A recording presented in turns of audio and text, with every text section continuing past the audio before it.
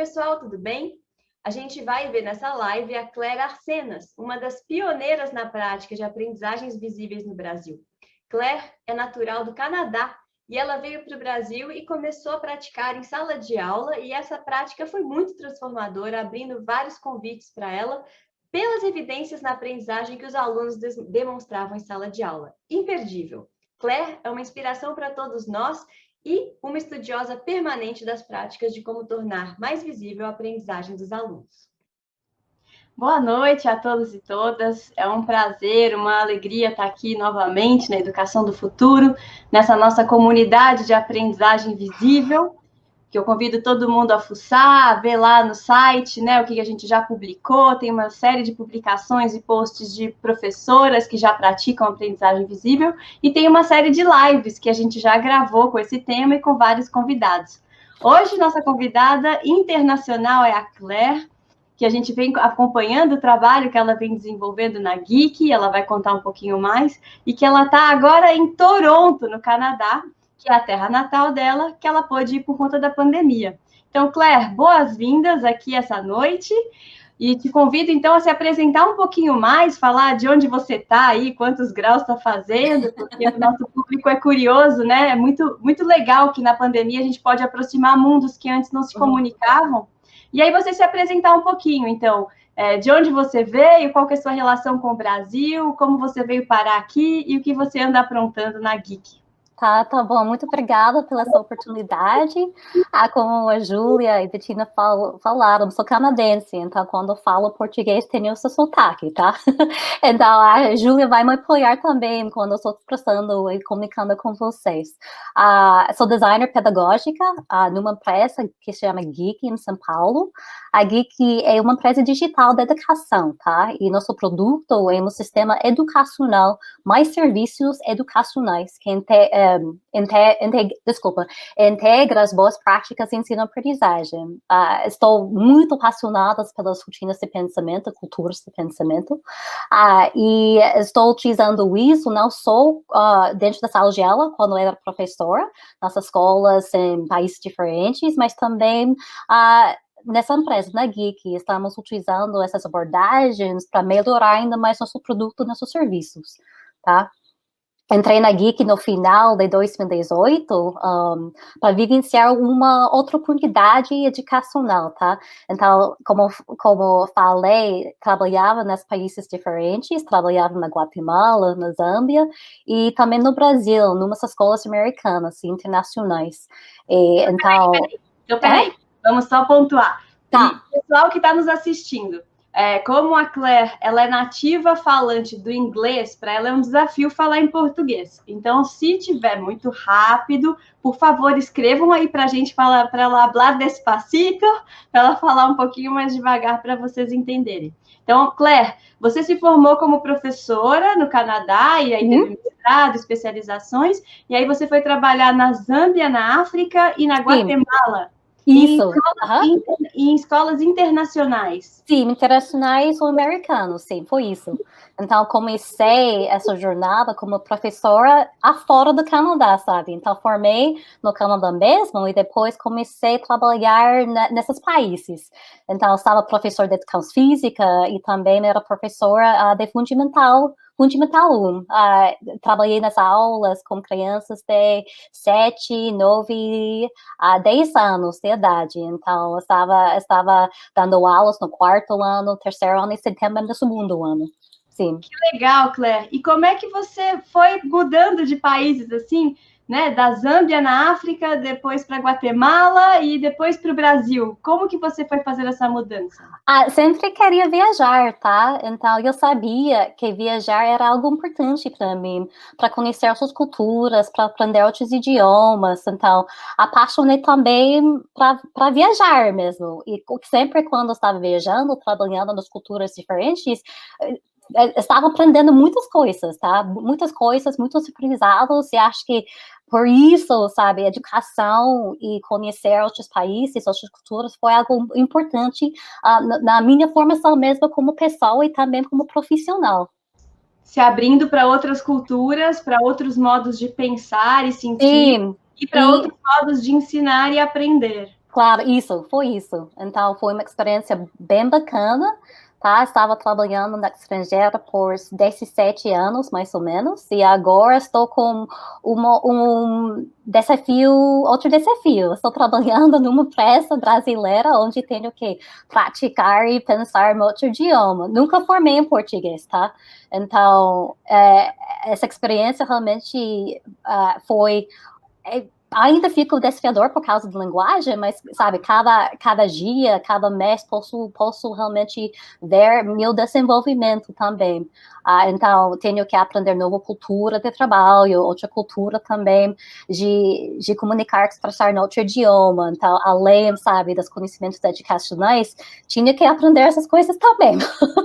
Então, conta pra gente. Aí você chegou no Brasil e foi trabalhar na escola americana, a Graded. Uhum. E aí, aonde que dessas escolas todas, na Zâmbia, na Guatemala, no Brasil, aonde você conheceu o Project Zero? Aonde você conheceu o Projeto Zero, que a gente já falou em outras lives, que é um projeto que tem mais de 50 anos relacionados à Faculdade de Educação de Harvard, que justamente desenvolveu essa proposta de como a gente faz com que o pensamento em sala de aula não seja um acaso, por acaso, mas seja uma intenção sistemática e que esse pensamento gere a aprendizagem, ou seja, criar uma cultura de aprendizagem. Aonde você tomou contato com essa proposta do Projeto Zero de transformar o pensamento e de fazer a cultura de pensamento ser a cultura dominante da escola?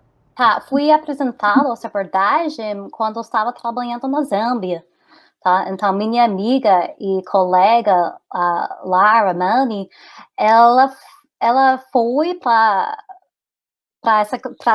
Project Zero, para aprender mais, para melhorar mais nessas abordagens do pensamento visível e culturas de pensamento. Então, quando começamos de novo o ano letivo, ela compartilhou conosco suas experiências nesse programa, explicando quais são as rotinas de pensamento e nos mostrou também como utilizá-los. E a partir daí, por causa, sabe, dessa experiência dela, por causa do compartilhamento dela sobre essas abordagens, comecei minha jornada como rotinas de pensamento. Então, foi por causa dela que estava inspirada, sabe, para utilizar essas práticas de ensino-aprendizagem na minha sala de aula. E comecei essa jornada dentro das minhas salas de aula na Zâmbia. E quando cheguei no Brasil, pratiquei de novo, apliquei de novo as rotinas dentro de minhas aulas. Então, sua motivação, seu contato inicial foi através do relato de uma amiga professora na Zâmbia ela foi até Harvard fazer o Project Zero Summer Classroom, que é a imersão que eles fazem todo mês de julho.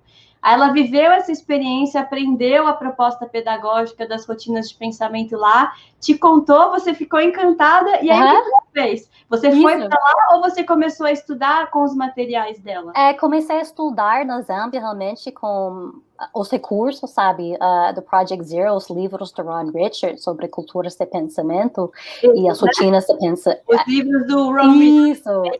Isso, esses livros mesmo. The Power of Making Thinking Visible. Esses livros mesmo sobre as rotinas e também o livro dele sobre culturas de pensamento. Então, Então, eu estudei esses recursos, utilizava, sabe, esses cursos também, algumas dessas práticas, pratiquei isso dentro de sala de aula, e no 2017, fui também para Project Zero, para participar nesse programa. Então, realmente foi, depois de aplicar rotinas por quase 7 anos, fui para Harvard para melhorar ainda mais, sabe, nessas propostas, nessas abordagens, sim. Você foi para fazer o Summer também, que é esse programa de uma semana, né?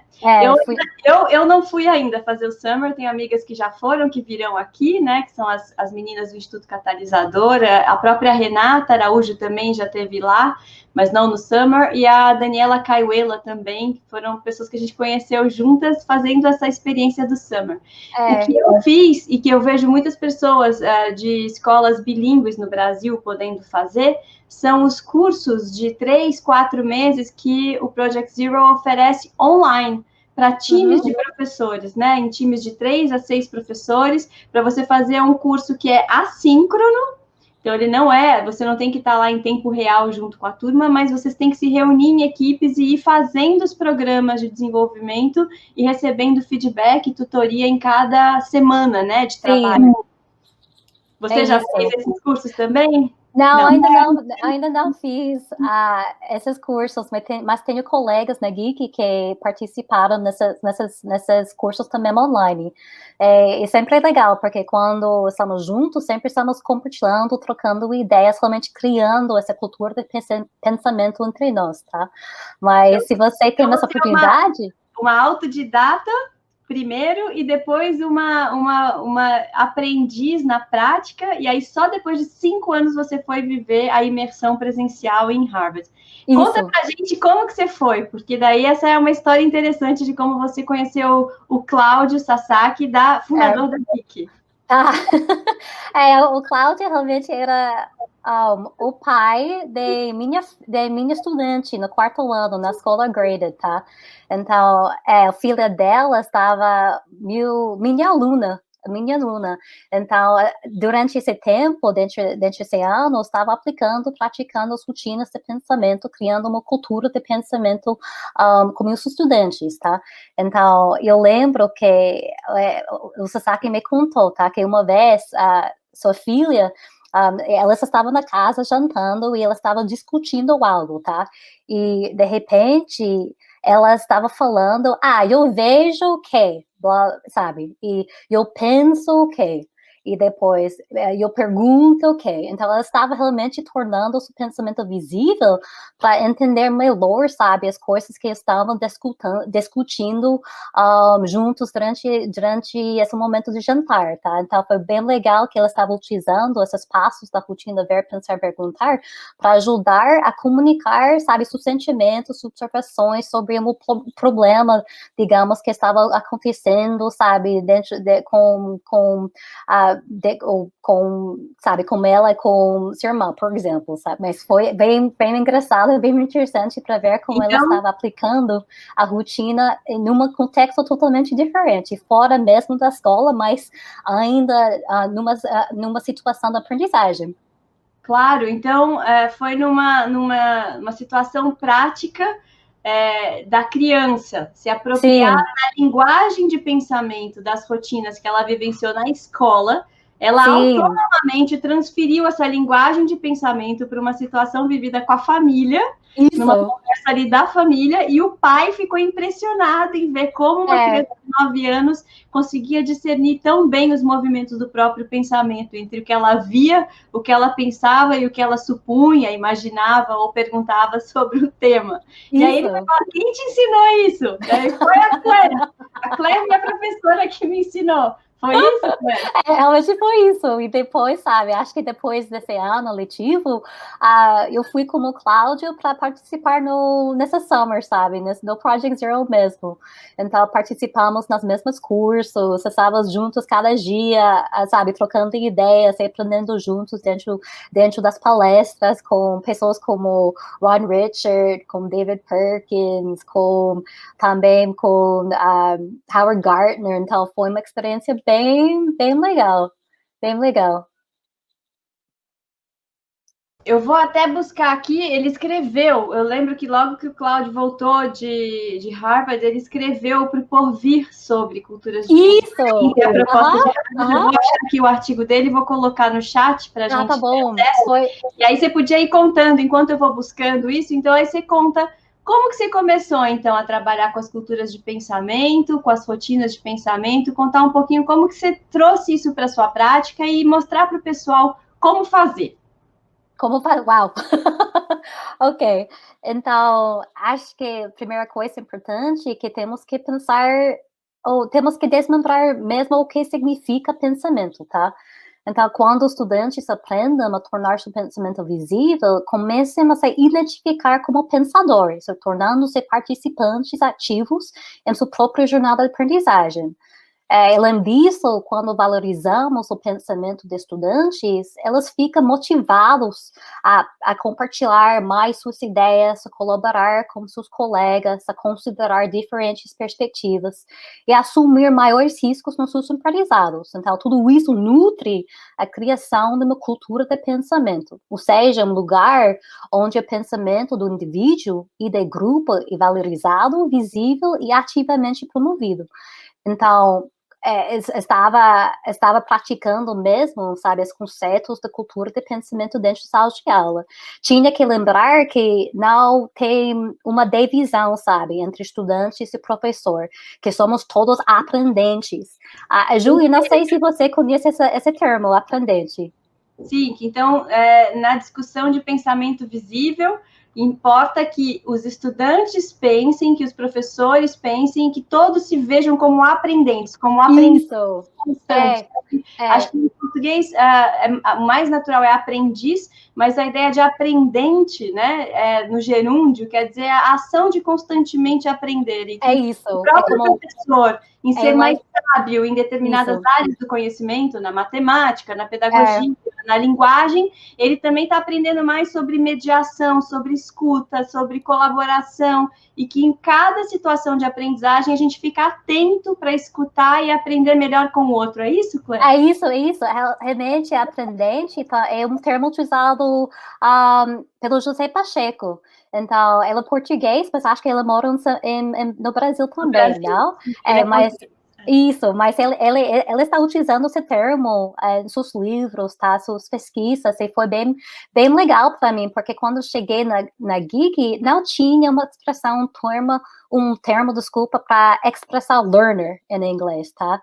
Então, não era aprendiz, porque sempre não somos pessoas que estão aprendendo do zero, tá? Algo novo, e não somos sempre estudando, tá? Não sempre estamos no ato de estudar, tá? Então, aprendente é algo mais amplo, que significa que sempre estamos aprendendo, tá? Ao longo de nossas vidas. Interessante. Então, é muito diferente da postura de estudante, em que a gente está em determinados cursos, por determinado tempo, e também de aprendiz que fica no passivo, né? Que fica no algo que aconteceu. Então, o termo aprendente traz essa ideia de uma ação constante. Muito legal. Isso.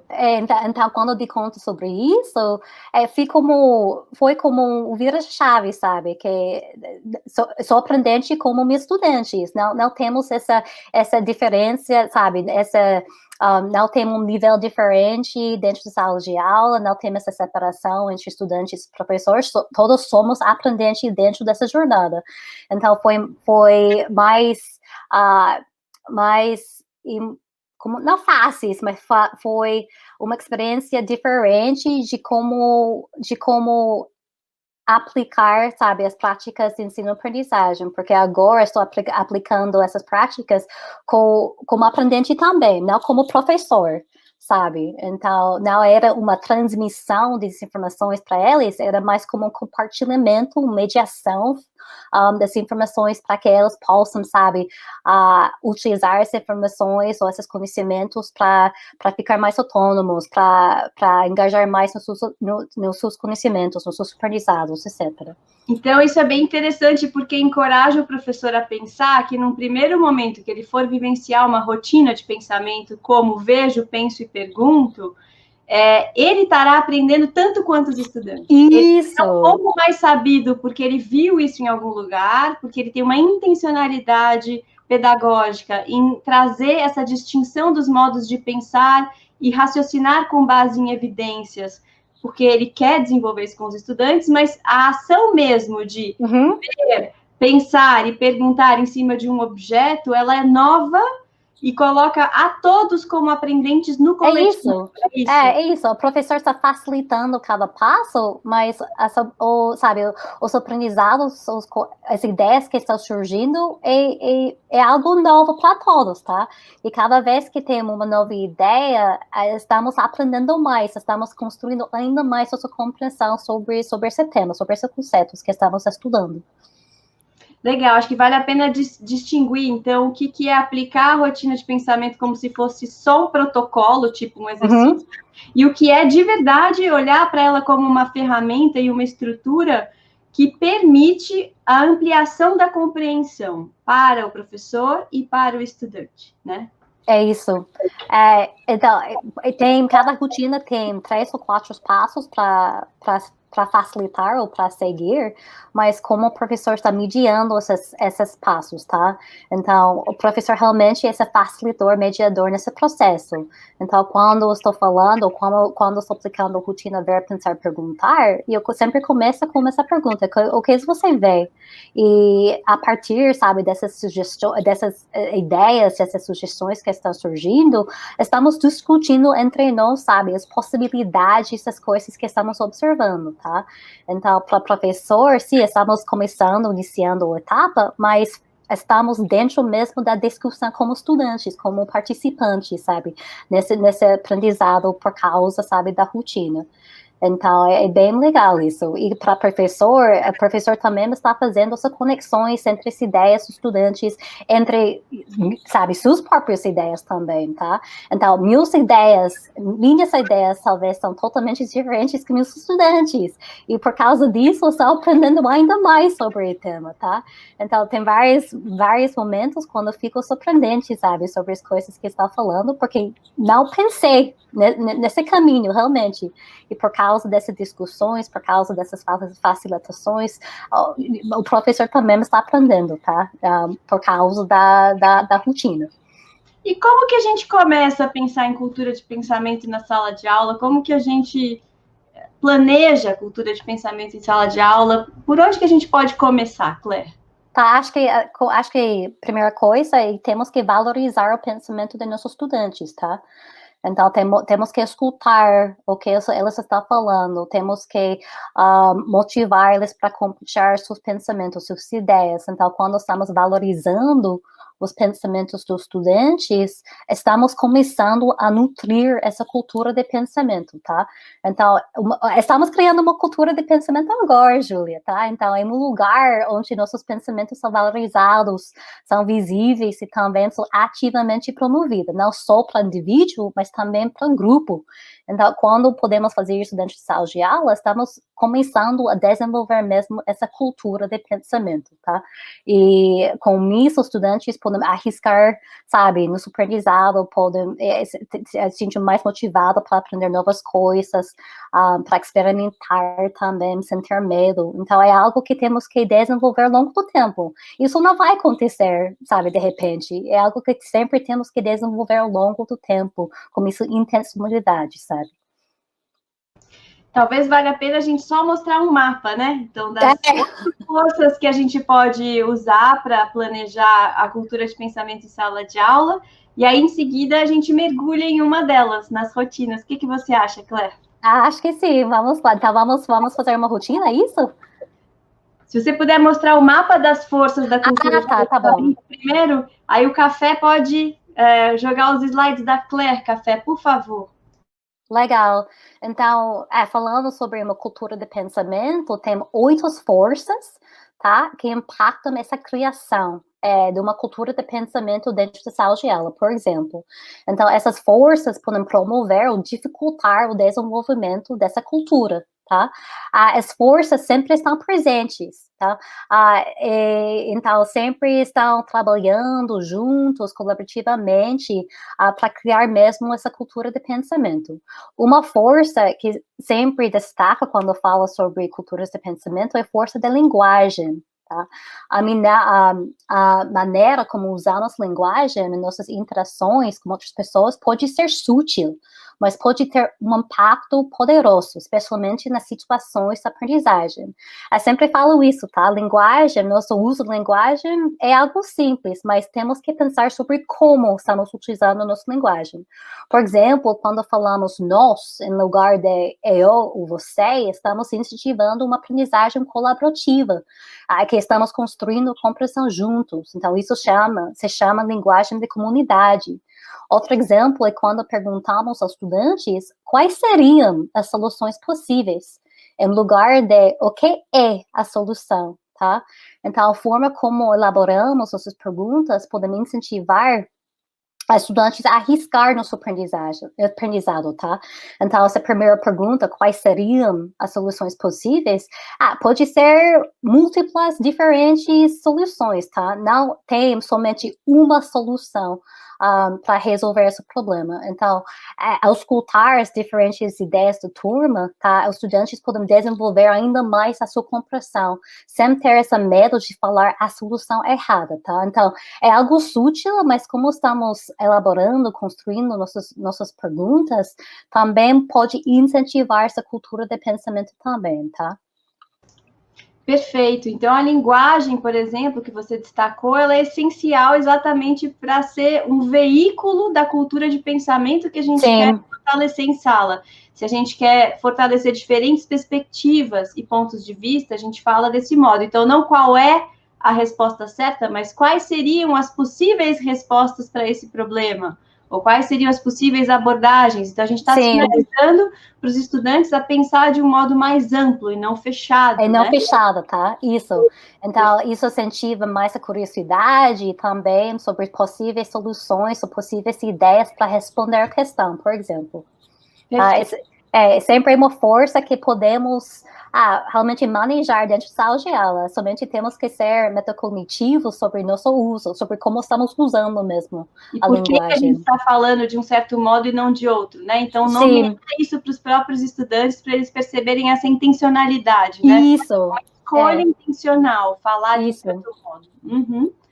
Bom, são 8 forças, né, que eles discutem no livro e que estão super bem resumidas nesse diagrama da Geek, que são forças que a gente pode efetivamente, como docentes, como coletivo da escola, planejar para garantir uma cultura escolar potente, né, para pensamento em sala de aula. Então, o tempo das experiências de aprendizagem, as diferentes formas de oportunidades, né, para além, por exemplo, só da aula, né, que diferentes oportunidades a gente tem no modelamento da experiência escolar, o exemplo, né, o modelo que nós somos para os estudantes, modelos de comportamento, né, de disposições e de cognição, as interações que a gente faz entre os estudantes em sala de aula, como eles se comportam, como eles se agrupam, como eles interagem, tem um campo vastíssimo aí, né, de planejamento de diferentes agrupamentos, as rotinas de pensamento, que a gente já vai entrar nelas, que são formas poderosíssimas, né, de criar a cultura de pensamento,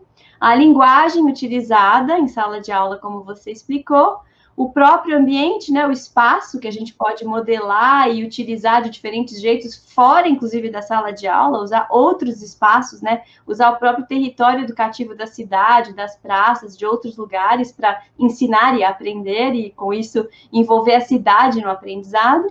E as expectativas, né? Isso é muito importante, que a gente espera dos estudantes. Tem muita pesquisa sobre isso, mostrando que quando a gente espera pouco, eles fazem pouco. Quando a gente espera muito, eles fazem muito, né?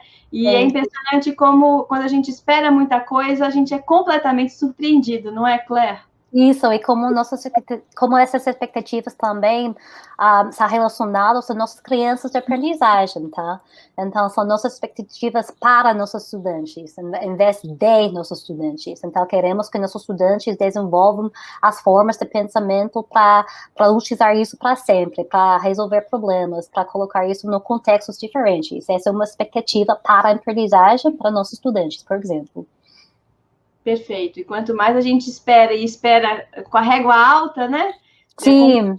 Eu gosto muito dessa imagem da Joe Bowler, né? Discutindo mentalidades matemáticas, que a gente tem que ter o piso baixo para que todo mundo entre. Então, tem que ser um desafio possível para que todo mundo entre, mas a gente tem que ter um teto alto, né? Criativo, de experiências de aprendizagem com altas expectativas para que todo mundo se desenvolva. Então, a gente não tem que nivelar por baixo, a gente oferece uma experiência que todos possam entrar e a gente espera e estimula muito para que eles possam nos surpreender e a imaginação ser o limite. Sim. Então, vamos fazer uma rotina de pensamento, Claire, para mostrar um pouco a potência desse tipo de pensamento? Tá, vamos lá. Júlia, você pode ajudar a acompanhar o chat comigo para ver as respostas dos participantes? Sim, é só a gente está no private chat, à direita tem comments. Coloca no comments, que daí a gente vai ver a interação deles. Tá bom. Então, vamos lá. tá? Gente, Então, agora a gente vai começar uma rotina e a gente vai querer que eu vou fazer pela primeira vez. Eu vi muito rapidamente as imagens para eu também ter uma experiência aprendente aqui. E vocês, por favor, escrevam no chat, participem, colocando o pensamento de vocês e eu vou lendo o que for aparecendo. Vamos lá, legal, Cléia. vamos lá. Então, vamos começar com essa rotina, tá? A rotina se chama Zoom In. Então, vamos responder as perguntas a seguir cada vez que uma nova parte da imagem é revelada, tá? Então, aqui temos a primeira parte da imagem. O que você observa nessa imagem? Cadê, Claire? Não está aparecendo. A gente tem que... Aí, ótimo. Tá. O que você observa nesta imagem? Então, vamos praticar. Responda as perguntas cada vez que a imagem for revelada. O que nós estamos observando nessa imagem, pessoal?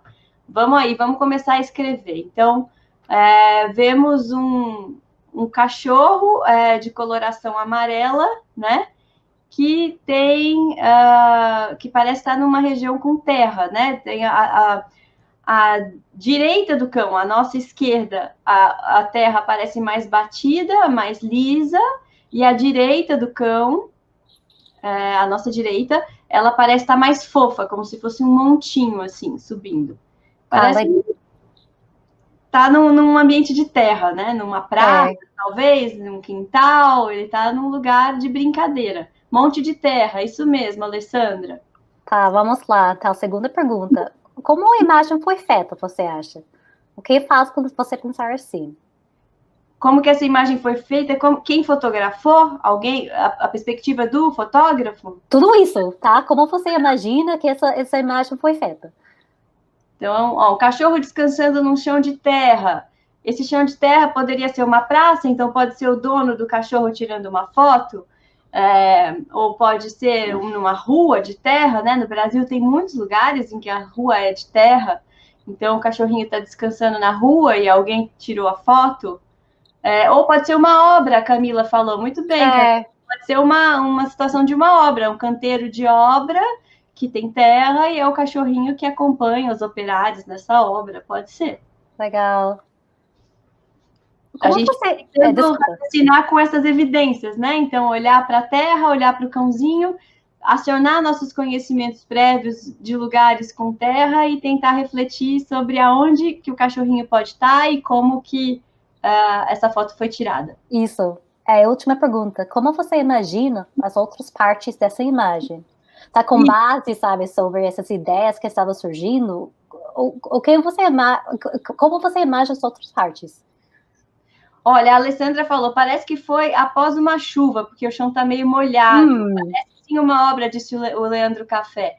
Então, é isso mesmo. Pode ser que, então, se a gente sabe que a Claire já nos disse que essa imagem é um pedacinho de uma imagem, é um zoom in, né? A gente está olhando para um detalhe da imagem, a pergunta agora é, o que a gente acha que está em volta? Se é uma obra, em volta vai ter equipamentos de obra, né? Da construção de um prédio, de um edifício. Os outros detalhes mesmo. Né? Sim. Se for uma obra, assim. Se for uma praça, a gente imagina que depois dessa terra vai ter alguma grama, algum parque. Se for uma rua, talvez seja algum elemento de rua. A Elza está dizendo, talvez seja um cachorrinho que se perdeu e procurou um lugar para se abrigar. Pode ser. Pode ser. E que aí a gente vai encontrar outros elementos que ele esteja perdido. Pode ser. É bem legal, porque estamos criando hipóteses, sabe? Tá? Então, estamos sendo curiosos sobre mesmo essa imagem, para entender realmente o que está acontecendo de fato. Tá, vamos lá, vamos explorar um pouquinho mais essa imagem, tá? Então, a segunda revelada. Tá carregando? Puxa vida. Então, agora a gente viu que o cachorrinho está do lado de um monte de terra com uma cruz de madeira que, na nossa cultura, simboliza claramente um túmulo. Então, a gente pode supor que ele está num lugar tipo um cemitério e que de terra, o que pode levantar várias hipóteses para nós, né? Sim, então, você está falando... Desculpa, Júlia, você estava falando sobre esses novos elementos, né? Sobre a imagem, sobre essa nova parte. Tem outras coisas novas para você, outros detalhes que está surgindo, ou que está chamando uma atenção? Sim, dá para ver que à direita da cruz, ali na cova, né, nesse monte de terra, tem alguma coisa branca, duas coisinhas brancas que parece ou um papel ou um plástico, não dá para entender muito bem o que é, mas eu estou com meus conhecimentos prévios imaginando, supondo que possa ser um plástico. Eu pergunto, será que é alguma coisa que sobrou do enterro? Será que é algum contexto em que teve que acontecer um enterro às pressas? Será que a gente vendo, né, que o chão está molhado, que tem um pedaço de terra fofa e outro batido, que parece recente? Será que isso que a gente está vendo como algo que está sobrando ali à direita do crucifixo pode ser alguma coisa que sobrou, que teve que ser rapidamente enterrada? Essa é uma pergunta, é uma hipótese. Hipóteses, tá? Então, as novas informações responderam algumas das suas questões, sabe? Pensando sobre a primeira revelada, tinha várias hipóteses ali. Então, agora, a revelar essa segunda parte, essas perguntas foram respondidas? O Leandro falou que ele acha que é mesmo um pedaço de plástico ali à direita da cruz. Então, que está com cara mesmo de ser alguma coisa que foi enterrada e coberta às pressas, não sabemos ainda o que, porque não cobriu totalmente, né, o que estava sendo enterrado. As pedras amontoadas na terra e uma cruz. O plástico parece ser uma embalagem, disse a Alessandra. Então, coloquei as outras perguntas aqui também, tá? Então, como a nova parte revelada mudou o seu pensamento. Então, ao observar, analisar a segunda imagem, seu pensamento mudou, Júlia? Um pouco. Sim, acho que quando a gente viu que aquele monte de terra tinha uma cruz em cima, mudou totalmente. Então, de um cãozinho perdido, uma praça e uma obra, a gente sabe que se trata de um enterro num cemitério possivelmente improvisado, e a gente pode ter outras hipóteses agora sobre o cãozinho, porque que ele está ali, né? Será que quem foi enterrado era o dono do cachorrinho? E ele outra hipótese, sim. Esperando, né, que volte esse dono?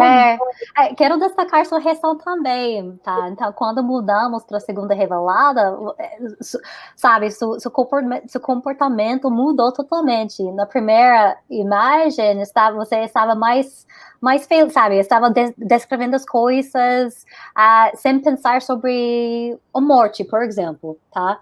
E quando entramos nessa segunda revelada, foi uma mudança mesmo. Você fala, tá, como que pesado agora essa foto. Então, a revelada dessa segunda imagem também tem essa mudança de pensamento, mas também tem essa mudança de emoções que está surgindo, dependendo da imagem. A Alessandra trouxe mais uma hipótese assim, continua achando que pode ser um deslizamento, que podia ser obra, algum lugar de construção e houve um deslizamento que poderia até significar um enterro improvisado e rápido num lugar em que houve um acidente, é possível. É possível. Que o cãozinho esteja ali porque ele estava acompanhando essa pessoa, também é possível. Isso responde a sua última pergunta, né? Como você imagina as outras partes dessa imagem? Pode ser por causa de um deslizamento, talvez, sabe, seja essa imagem completa que vamos observar no final da rotina. Se é um deslizamento que ocorreu numa obra, a gente vai ver elementos da obra e desse deslizamento causado pela chuva. Sim. Se é um cemitério improvisado, se é alguma coisa ligada à pandemia que a gente está vivendo, pode estar falando dessa calamidade sem precedentes. Se a foto for no Brasil, é uma calamidade sem precedentes, né, de 3.500 mortes por dia, em que realmente não tem nem cemitério para lidar com esse genocídio em processo. Então, né, assim, alguns podem supor que pode ser um deslizamento numa situação de chuva, e outros podem supor que tem a ver com esse momento gravíssimo da pandemia. A Elza fala aqui, pela fisionomia do cão de tristeza, essa imagem representa a perda do seu dono. Podemos ler, assim, a imagem dele, mas, por outro lado, a gente vê que o cãozinho está olhando para a direita, né, da imagem. alguma coisa à direita da imagem está chamando a atenção do cãozinho, né? Não sabemos ainda o que é. Ok, legal. Vamos para a terceira revelada, tá? Então, agora, nessa terceira revelada, vamos apresentar a imagem completa, tá?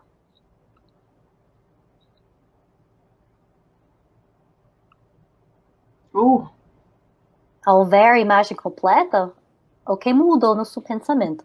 Está pensando sobre essa hipótese, tá? Quais conexões podem ser feitas agora ao observar, analisar essa imagem completa? Então, vemos, né, no primeiro plano, um cãozinho do lado de uma cova recém-coberta, com uma cruz e algo de plástico branco, algo branco saindo um pouco da borda direita, como se fosse recente e rapidamente coberto. Ao fundo, a gente vê uma série de covas cavadas no chão, com marcas claras de retroescavadeira, né, que cortaram com o trator a terra fofa, recém-aberta, em que a gente viu sinais, né, já desde o primeiro plano, de uma terra mais batida, úmida, recém-mexida, o que nos indica uma grande quantidade de covas cavadas em pouco tempo, né, pelo menos 1, 2, 3, 4, 5, 6, 7, 8 vistas na primeira coluna, e a gente imagina que isso se multiplica em série numa paisagem desoladora, né, de um cemitério feito às pressas. Eu suponho, refletindo sobre isso e conectando com o tempo presente, eu suponho que isso esteja ligado ao contexto atual da nossa pandemia do Covid, pessimamente gerida, né, e dando mortes como um genocídio mesmo. Está fazendo essas conexões agora, né, com essa imagem, com nossa realidade. Tá. Foi algo que te surpreendeu, Júlia, quando você estava olhando essa foto? Ou suas respostas, sabe, as suas hipóteses foram respondidas também? É aquela dura queda da realidade, né? A gente estava falando de cultura de pensamento, pensamento visível, muita potência em sala de aula, refletir com base em evidência. A gente estava indo com a imaginação, assim, da escola que a gente quer ter, dos alunos que a gente quer ter, e a gente viu o cãozinho. Então, a gente foi primeiro levado a uma experiência mais afetiva, falamos de praça, de obra, de rua, a gente está querendo coisas coletivas, talvez. E aí, conforme a gente foi revelando a imagem e descobrindo mais elementos tristes dela, né, a cruz, a cova, a terra recentemente mexida, a gente voltou duramente, né, ao contexto de pandemia e a dureza do que a gente está passando, sem precedentes aqui no Brasil. Essa foto é do Brasil, Claire? Sim, essa foi tirada no Rio de Janeiro, tá? Em 2011, durante os deslizamentos mesmo. Mas, sabe, então não é pandemia. Então não é pandemia, mas, sabe, essas conexões que surgiram, foi muito legal fazer essas conexões entre essa foto e nossa realidade, tá? Então, estamos aprendendo mais sobre o contexto da imagem e quais conexões podemos fazer em relação à nossa realidade. Então, esse é o poder da rotina. A Alessandra tinha razão. Foram aquelas calamidades de deslizamento em 2011, que até o governador falou um monte de abobrinha na época. Isso acontecia, que era assim mesmo, como se fosse naturalizando um fenômeno que é social e cultural, não é nem um pouco natural, né?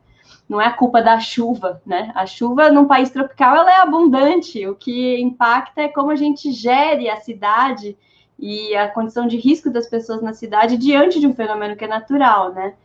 Então, acho que a Alessandra lembrou disso, né, Alessandra? Porque foi realmente uma coisa muito impactante no Brasil. A Camila está lembrando aqui, nesse sentido, o pensamento tem a tendência de pender inicialmente para o positivo, para o bom? Não, Camila, não necessariamente tem que pender para o bom, né? Depende de onde estamos, né? A conversa que a gente estava aqui antes, eu e Claire, estava indo para esse lugar, né? Não necessariamente é isso que vai estar dominando. Por exemplo, se a gente fosse para uma sala de aula em 2011, perto desse deslizamento, numa cidade carioca, perto desse deslizamento, certamente ninguém ia estar muito feliz lá, porque iam ter acabado de viver essa experiência. Então, se a gente mostrasse qualquer indício para um contexto de um território recentemente atingido pelo drama, talvez imediatamente as associações fossem outras, né? As conexões fossem outras. Sim, e acho que também com essa rotina, utilizando essa imagem, estamos trabalhando empatia, tá? Então, estamos nos colocando no lugar dessas pessoas que estão vivenciando, sabe, essa realidade ou essa situação em sociedade, em seu bairro, por exemplo. Então, as rotinas têm esse poder de praticar, de desenvolver empatia, tá? Para entender outras perspectivas, além de somente nossas perspectivas individuais, sabe? E nada impede que se nós estivéssemos aqui num grupo maior de pessoas, o nosso pensamento coletivo nos levasse para outro lugar, né? Sim. Não necessariamente alegre ou feliz, seria outra coisa. Então, uma das coisas que eu acho mais potente na rotina é que quando a gente pensa coletivamente, um pensando em cima do pensamento do outro, a gente vai revisitando nossas conexões e ampliando. E com isso a gente modifica, né, o sinal. A Alessandra está dizendo aqui, ó, aqui na minha cidade está chovendo muito nesse momento, então eu fiquei pensando nas encostas da cidade. Isso mesmo, né, Alessandra? A gente tem no Brasil muitas cidades que chovem muito, que tem morros, que esses morros são ocupados de modo desordenado, que o poder público não consegue, né, garantir uma boa gestão desses espaços e uma segurança dos moradores. Então, apesar da pandemia, antes da pandemia, durante a pandemia e após a pandemia, num país tropical, esses problemas são comuns, infelizmente, né, quando a gente tem uma política de gestão da cidade ineficaz. Então, isso nos faz também pensar, né, Claire? Outra pergunta que a gente pode fazer a partir disso é: o que podemos fazer para ser diferente, né? O que podemos fazer para transformar essa realidade? Essa é uma pergunta potente. Sim, e também como podemos mudar, sabe, nossos pensamentos sobre isso. Então, aqui, essa rotina permite essa reflexão sobre nosso processo de construção de pensamento.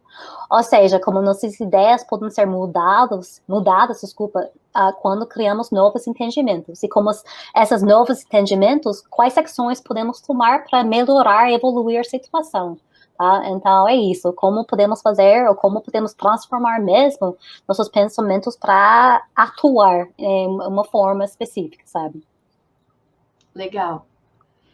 Eu vou pedir para o Café jogar o meu slide agora, então, de definição. Deixa eu pôr aqui no modo apresentação. A gente viveu hoje, né, como viveu na semana passada, a rotina Vejo, Penso e Pergunto, que é uma rotina muito interessante, é muito boa para começar, ela é muito fácil e muito transferível para várias coisas, para imagem, para experimento científico, para leitura da paisagem, para apreciação de obra de arte, para apreciação de diferentes pontos numa conversa, e até para interpretação de texto, como a gente fez numa live com o Rodrigo, que ele usou o Vejo, Penso e Pergunto para estudar um texto literário e entender pontos de vista do narrador. Então, a gente viu que uma mesma rotina pode servir para muitos objetos diferentes, né? E ela funciona como uma ferramenta para o pensamento, então, ela é um modo do pensamento ir mais fundo e discernir etapas, né? Entre, por exemplo, ver, pensar e perguntar. Ela é, ao mesmo tempo, uma estrutura, então, é um lugar onde a gente se apoia para pensar e que isso é né? Em inglês, o scaffolding, né? É um andamento. É uma base para o nosso pensamento se registrar e se tornar visível para ele ser desenvolvido. E conforme a gente faz isso repetidamente, a gente vai criando um hábito mental, né? A gente ganha um tipo de pensamento que permite a gente ir mais longe e transferir de um contexto a outro. E com isso a gente tem esses três grandes objetivos e processos em andamento na sala de aula potente, né? Na sala de aula em que o pensamento é potente e visível. A gente está questionando, então a gente faz perguntas intencionais, né? Claras, com intencionalidade clara e observável, com verbos claros, para formular boas perguntas sobre o que a gente vê. Professores e estudantes ampliam sua capacidade de escutar, né, e de acolher elementos que emergem dessa fala comum para um pensamento coletivo, né, para uma investigação coletiva. Ai, meu Deus, peraí, voltou.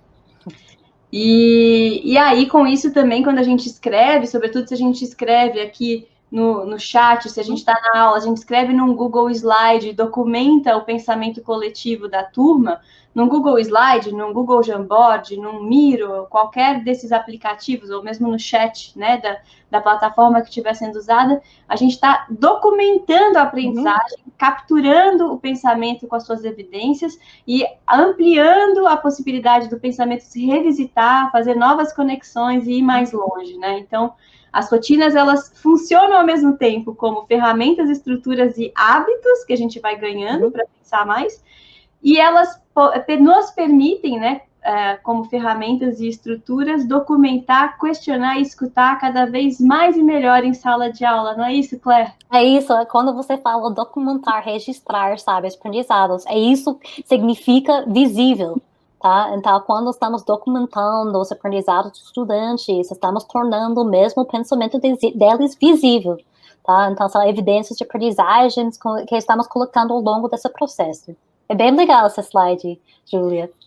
Isso foi uma síntese que eu produzi, né, a partir das definições do Ron Ritchhart nesses 2 livros que a gente já mostrou, né? Sim. O Making Thinking Visible e o The Power of Making Thinking Visible, em que ele justamente mostra esse diagrama, né, do poder das rotinas para documentar, questionar e escutar, sendo ao mesmo tempo um goal, né, é um objetivo final do estudo, isso tudo, documentar, questionar, estudar, e ao mesmo tempo uma estrutura, é um caminho, né, para se chegar lá.